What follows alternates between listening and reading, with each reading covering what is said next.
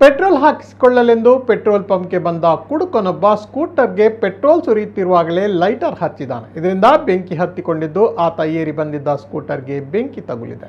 ಇದೇ ವೇಳೆ petrol ಪಂಪ್ನಲ್ಲಿ petrol ಹಾಕಿಸಲು ಮಗುವಿನೊಂದಿಗೆ ಬಂದಿದ್ದ ಮಹಿಳೆಯೊಬ್ಬರು ಕುಡುಕನಿಗೆ ಸರಿಯಾಗಿಯೇ ಗೂಸ ನೀಡಿದ್ದಾಳೆ.